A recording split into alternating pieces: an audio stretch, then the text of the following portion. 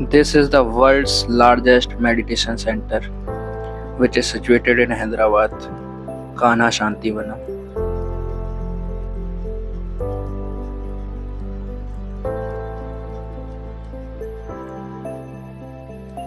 2010 तक ये entire area बंजर था, जहां बहुत बड़ी मात्रा में प्लांटेशन किया गया for protecting endangered species of plants. कुछ सालों के बाद यहाँ प्रकृति का आशीर्वाद मिला और बंजर जमीन पर माँ प्रकृति ने जन्म दिया। यहाँ का लार्ज मेडिटेशन हॉल यहाँ का हार्ट है। Welcome to this meditation centre, जहाँ वॉलंटियर्स एंड दादी की मेहनत ने इसे नया रूप दिया। जब लाखों की संख्या में लोग ध्यान करते हैं तो एक स्पेशल एनर्जी जनरेट होती है।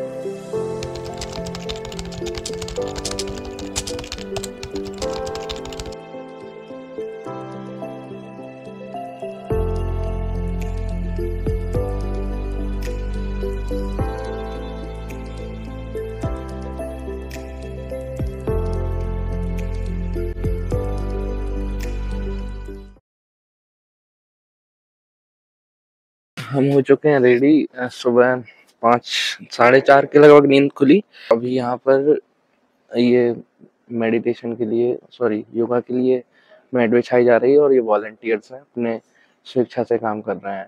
सुबह उठ चुके हैं और तुम्हें बता दो, अगर नींद नहीं खुल रही तो कल से उठ जाना।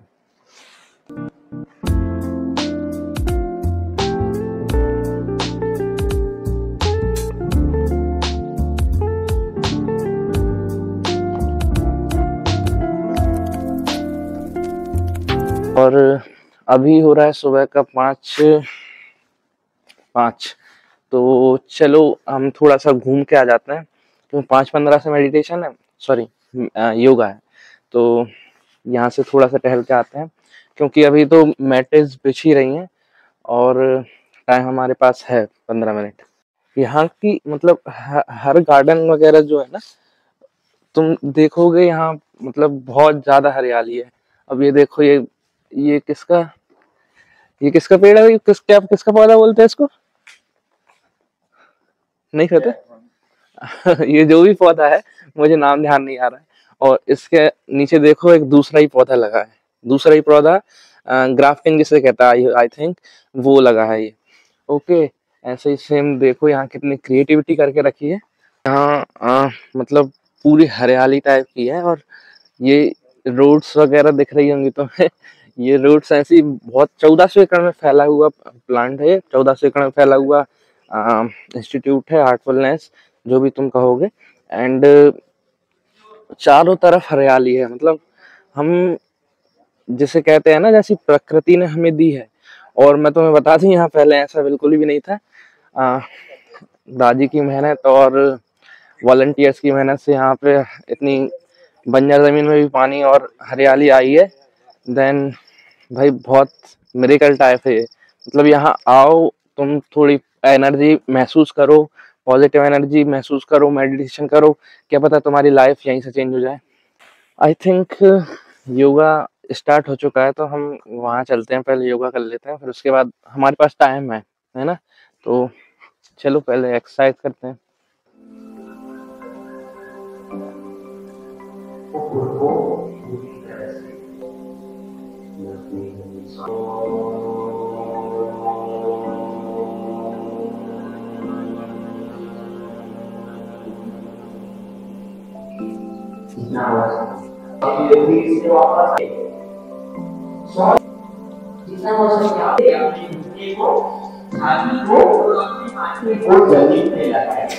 और नीतम ऊपर की ओर होना चाहिए। अपने कुल्लों को ऊपर रखें। लंबी गहरी सांस लेते हुए सामने से छाती को ऊपर करें, ऊपर की ओर देखिए, आसमान की ओर देखिए। सांस छोड़ते हुए धीरे से पर्वतासन में आ जाए। अपने कुल्लों को ऊपर की ओर करें, पर्वतासन। लंबी गहरी सांस लेते हुए अपने दाहिने पैर को आगे की और लेके आ जाए, दोनों हथेली को बीच में। स्वच्छ होते हुए पाए। अभी बज रहा है लगभग 6:05 और योगा यहाँ हमारा सेशन खत्म हो चुका है और इसके बाद आ गए घूमने। और मैं तुम्हें बताता हूँ यहाँ का मतलब थोड़ा सा तुम देखो, नेचर को देखो हल्का सा। यहाँ हर जगह गार्डन बने हुए हैं और गार्डन मतलब वेल शेप्ड है, बिल्कुल तुम्हें लगेगा नहीं इतना अच्छा मेंटेन करके रखा है। पॉजिटिविटी जैसे कहेंगे, मतलब क्या ही कहना यार, है ना। तो ये देखो यहाँ पे पूरी रोड हरियाली से भरी है। ये पूरा यहाँ पे मतलब यहाँ बताता हूँ मैं तुम्हें। ओए होए, गिलहरी, चूहे भी हैं भाई, चूहे भी हैं, चिड़िया है, चूहे हैं यार, ये एक नंबर। तो यहाँ पूरा ये मतलब जाली से बना हुआ है और सॉरी, और ये देखो यार मतलब कितना अच्छा ये आर्टिफिशियली बनाया हुआ है। नेचर ने भी साथ दिया है और ह्यूमन ने भी साथ दिया है, तब जाके इतना अच्छा उभर के आया है। इतना अच्छा लग रहा है यहाँ आके कि मतलब जितना एक्सपेक्ट नहीं किया था ना, उससे ज्यादा यहाँ आके अच्छा लग रहा है। यहाँ पे रोड के साइड में पौधे ही पौधे लगे हुए हैं और ये इतने प्यारे लग रहे हैं ना, मतलब ये देखो यहाँ से है ना। और ये पूरी रोड पे लगे हुए हैं। भैया आ चुके हैं हमारे एक, तो उनसे पूछा था यहाँ कंस्ट्रक्शन चल रहा है और यहाँ लगभग कंस्ट्रक्शन का वर्क चलते ही रहता है, कुछ ना कुछ नया बन ही रहा है और बहुत अच्छा बन रहा है। सो नाउ हम आ चुके हैं मेस और यहाँ आपको अपने शूज एंड स्लीपर बाहर उतार कर ही जाना होता है। जैसे ही हम एंटर होते हैं यहाँ है वॉशिंग एरियाज जहाँ हम हैंड वॉश कर सकते हैं। एंड इसके बाद जैसे ही हम एंटर करते हैं तो यहाँ एक बड़ा सा डाइनिंग हॉल मिलता है जहाँ बेंचेस लगी हुई हैं और आप चाहें तो नीचे बैठकर भी खाना खा सकते हैं। ये जो वॉलंटियर्स हैं ये अपनी स्वेच्छा से सर्व कर रहे हैं और यहाँ आपको तीनों टाइम खाना फ्री ऑफ कॉस्ट मिलता है। खाने के बाद आपको अपनी प्लेट्स को खुद साफ करना होता है और उसके बाद प्लेट्स मशीन से भी क्लीन की जाती हैं। ये है यहाँ का बिग मेडिटेशन हॉल जहाँ पर लोग ध्यान में खो जाते हैं और इस मेडिटेशन हॉल में बहुत बड़ी मात्रा में लोग आ सकते हैं। यहाँ पर आपको अपने शूज़ एंड स्लीपर्स बाहर उतार कर ही अंदर एंटर करना होता है और बहुत बड़ी मात्रा में जब यहाँ पर मेडिटेशन करते हैं तो यहाँ पर एक पॉजिटिव एरिया या सराउंडिंग क्रिएट हो जाती है। बिग मेडिटेशन हॉल के चारों ओर ये पिलर्स बनी है। इन पिलर्स पर मैं आपको बता दूं गीता के श्लोक्स लिखे हुए हैं। और ये है small meditation hall. I think यहाँ 6 और 7 स्मॉल मेडिटेशन हॉल हैं जहाँ संख्या ज़्यादा होने पर इनका यूज़ किया जाता है। And this is a clip जब मैं सुबह सुबह उठकर यात्रा गार्डन घूमने आ गया था और थोड़ा ढूंढने के बाद मुझे यात्रा गार्डन का रास्ता मिल गया। ओके, दिस इज़ यात्रा गार्डन एंड यहाँ पे हम थोड़ी देर मेडिटेशन करेंगे। यात्रा गार्डन में आपको एक अलग ही एनर्जी महसूस होती है, खासकर सुबह के समय और शाम के समय। और यहाँ कुछ नोट्स के बारे में लिखा है, यानी वो पॉइंट्स जो मेडिटेशन से हम एक्टिवेट कर सकते हैं। इन्हें आप दादी की बुक स्पिरिचुअल एनाटॉमी में भी फाइंड कर सकते हैं। तो बिग मेडिटेशन हॉल है वो सामने दिख रहा है वहाँ पर, है ना। तो वहाँ पर हमें जाना है और देन उसके बाद वहाँ मेडिटेशन का सेशन है 6:30 पे। तो फटाक से हम यहाँ पहले चलते हैं, ज़्यादा टाइम वेस्ट नहीं करते हैं। यहाँ पे आई थिंक ध्यान चल रहा है लोगों का। अभी सुबह का समय है और हमें बिग मेडिटेशन हॉल में एक सेशन अटेंड करने भी जाना है। उससे पहले हम यहाँ बाबूजी के स्टैचू के पास बैठकर ध्यान करेंगे। कहा जाता है यहाँ अलग अलग सीढ़ियों पर ध्यान करने से अलग अलग एक्सपीरियंस होता है। लोग यहाँ आकर इस एनर्जी को एक्सपीरियंस करते हैं। जैसा कि आप देख रहे हैं अभी भी लोग ध्यान में मग्न हैं और बाबूजी के स्टैचू के आगे ध्यान कर रहे हैं। सो हम भी थोड़ी देर यहाँ पर ध्यान करेंगे। और ये जो सामने दिख रहा है आपको, ये हमारे बाबूजी का स्टैचू है।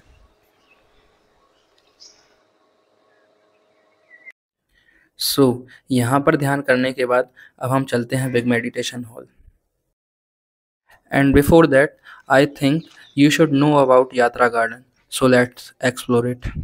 यात्रा गार्डन को एक्सप्लोर करने के लिए हमें एक मैम मिल गई थी जो यहाँ पहले से जुड़ी हैं। So thank you ma'am if you are watching this video. So इधर हम देख सकते हैं, इधर 3 पिलर्स है। इधर ये आध्यात्मिका यात्रा में 3 सीटिंग से आप 3 दिन कंटिन्यूअसली ध्यान करना है ट्रेनर के सामने। सो 3 सिटिंग से ये यात्रा शुरुआत होता है। सो यात्रा जा रही है अनंत की ओर। अनंत का सिंबल इन्फिनिटी है, जो इधर आप देख सकते हैं इन्फिनिटी का सिंबल। आप जब शाम को टाइम हो तो इधर आके जो अंदर जाके वो ओमकार का वो अंदर जाके वो सेंटर पॉइंट होता है, उधर धीरे धीरे ओम जैसे आप आवाज देने तो पूरा देखो अच्छा से आप सुन सकते हैं, है ना। वो ओपन डोम है, ये डोम शेप है ना, डोम, उसका अंदर जाने तो ऐसे कंस्ट्रक्शन किया था, वो सीमेंट यूज किया। यात्रा इधर चलता है 13 पॉइंट तक चलता है। यदि ये मनुष्य का जीवन पे हम उतना तक जा सकते हैं ऐसे मेडिटेशन करते करते, ठीक है। 13 पॉइंट्स 13 नॉट्स चक्रास भी बोलता है। सो हमको मालूम है 7 चक्रा से, मूलाधार चक्र से सहस्त्रम चक्र से। सो यहाँ हृदय क्षेत्र से ये आध्यात्मिक जर्नी शुरुआत होता है। इधर आप देख सकते हैं yellow colour. So here we can feel the glimpse of yellow colour, that's why here we are elevated this yellow color. The leaf edges also light yellow color, the flowers yellow color. You can see the surrounding areas also. Okay. In this lower part we have the बीज होता है, आध्यात्मिकता का बीज। सो तभी हमारा ऋषि Saint से ये लोग बोला था ये आध्यात्मिक बीज जर्मिनेट होता है, तभी हमारा आध्यात्मिक जर्नी शुरुआत हो गया, ये सब बोलती थी हमारे सेंट्स अगले पूर्व में ऐसे। सो वो बीज कहाँ होता है, ये फर्स्ट पॉइंट में, ये लोअर पार्ट में भी ये बीज होता है। इधर आप देख सकते हैं स्वामी विश्वामित्रा जी का स्टैचू है इधर, जो मेनका से मोह में ऐसे विश्वामित्रा सेंट, ग्रेट सेंट है। सो इतना ऊर्जा तक गया था। सो इधर this is the point D, this is for guilt.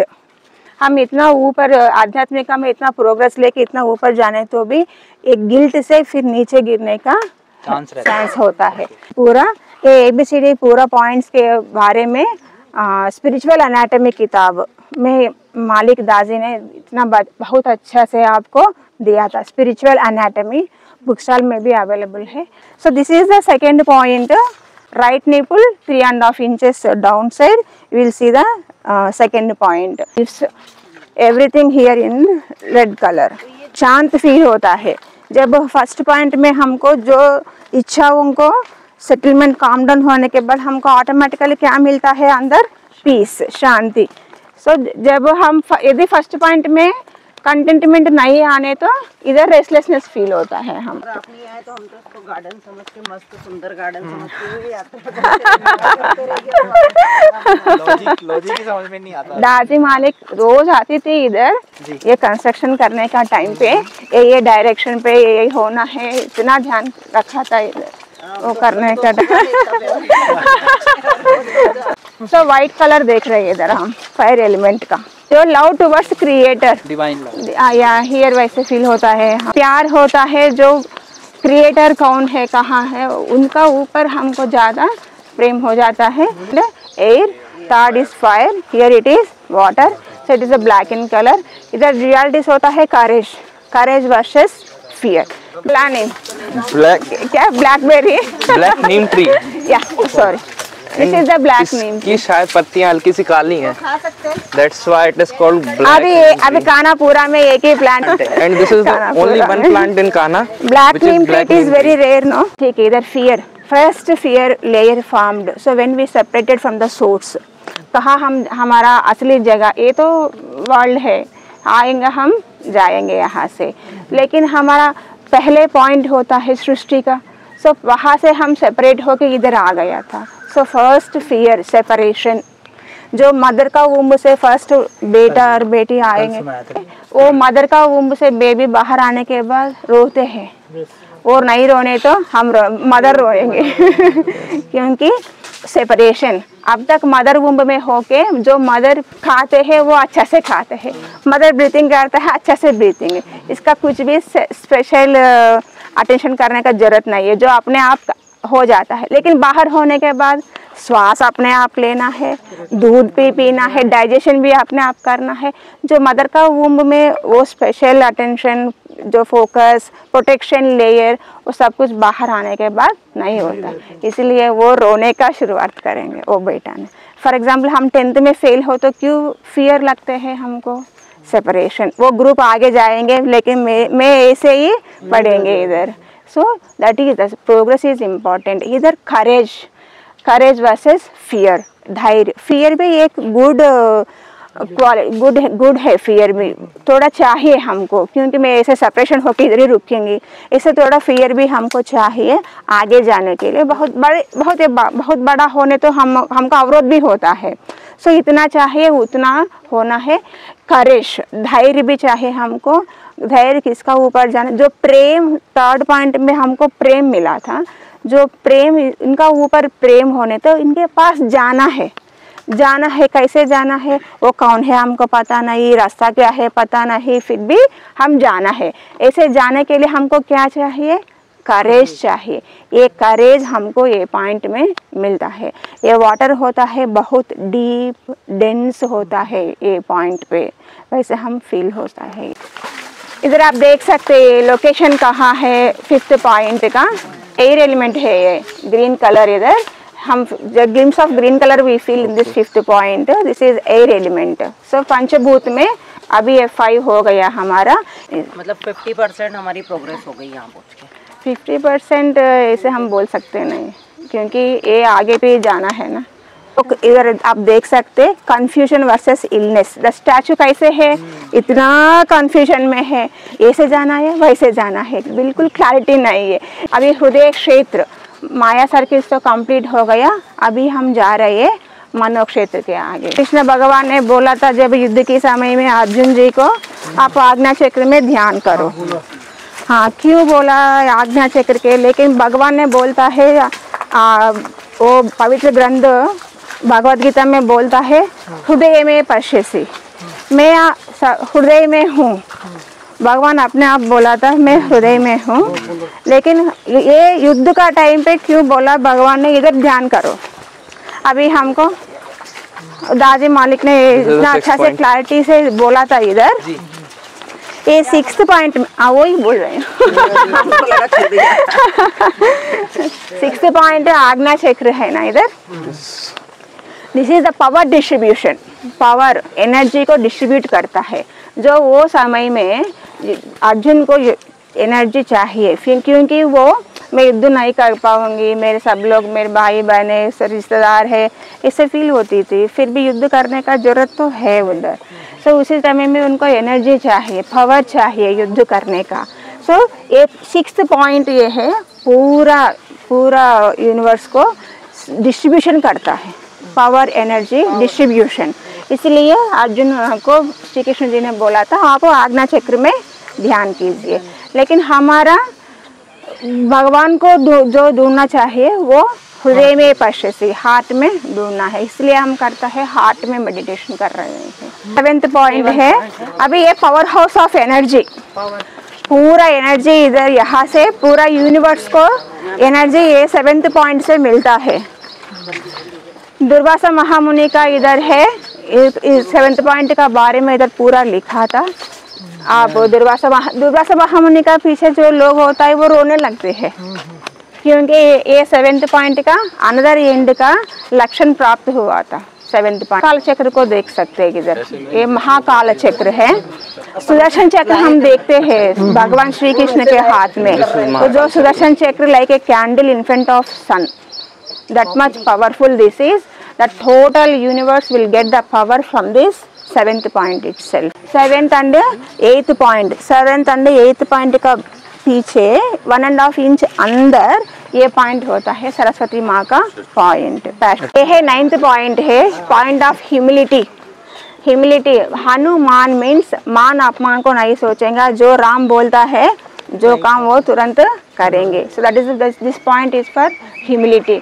Hanuman, इसीलिए वो हनुमान को आप देख सकते हैं, पूंछ भी नहीं है, फेस भी हमारे जैसे है इधर, क्योंकि जो चित्रकार है उनका कैरेक्टर को एलिवेट करने के लिए, जो इनका स्वभाव है वो स्वभाव को एलिवेट करने के लिए ऐसे पूंछ फेस भी ऐसे लिया था. लेकिन वो हमारे जैसे मनुष्य रूप जैसे है, इसीलिए हनुमान को इधर ऐसे है.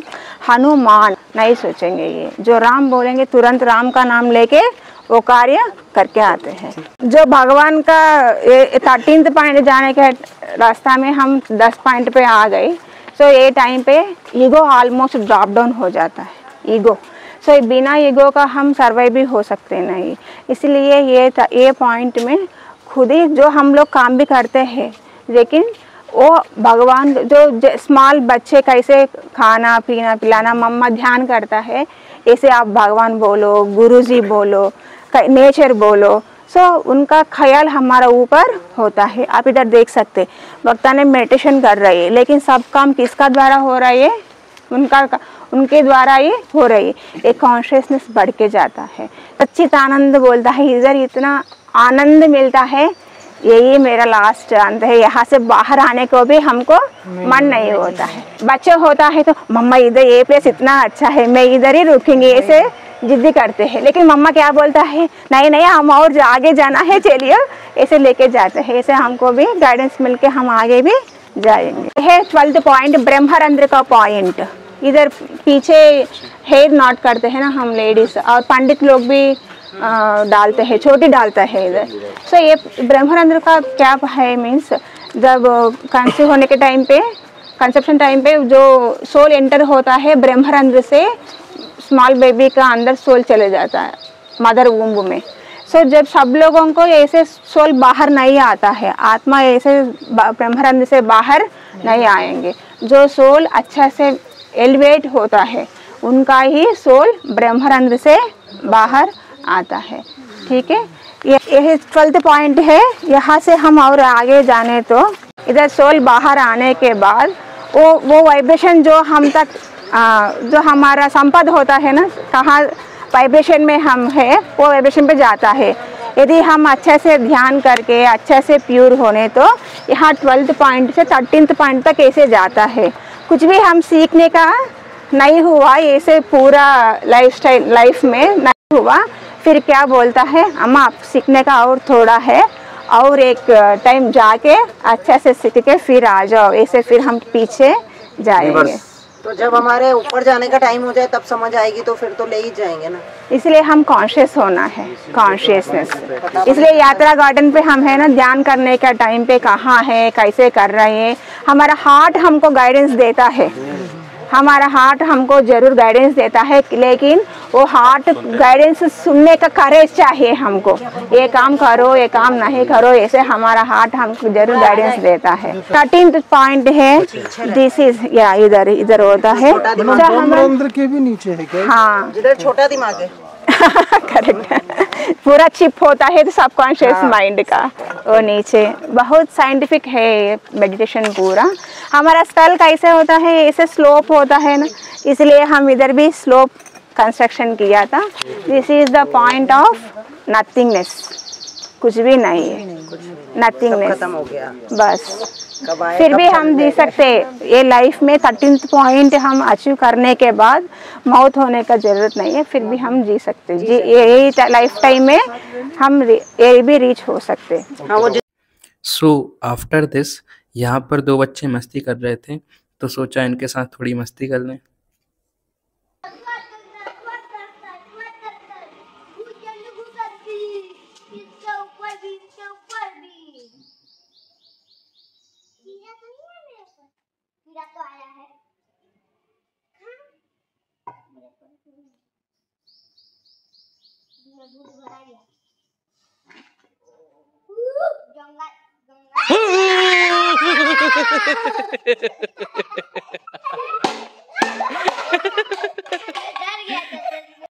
And also thanks to this child, इसने मुझे रास्ते बताने में बहुत हेल्प की। यहाँ पे देखो कोई काउंटर पे नहीं है ना बताने के लिए, नहीं, अपने मतलब ईमानदारी से मैंने ये उठा लिया, अभी कौन देख रहा है? हाँ, पर अपनी ईमानदारी है ना, वो तो देख रहे हैं ना। यहाँ पर आपको हार्टफुलनेस एंड ध्यान से रिलेटेड बहुत सारी किताबें मिल जाएंगी, जहाँ से आप आपकी हार्टफुलनेस की जर्नी या ध्यान की जर्नी शुरू कर सकते हैं। एंड आल्सो यहाँ बच्चों के लिए कुछ कॉमिक्स एंड बुक्स भी अवेलेबल है, जो कि बड़ी इंटरेस्टिंग है। और इन्हें तो सब जानते हैं, हमारे प्यारे दादी। यहाँ से कुछ लेने का मन था, तो यहाँ से हमने ये की रिंग ले ली, जिसमें हार्टफुलनेस का लोगो था, and which shows that my heart is always connected to me.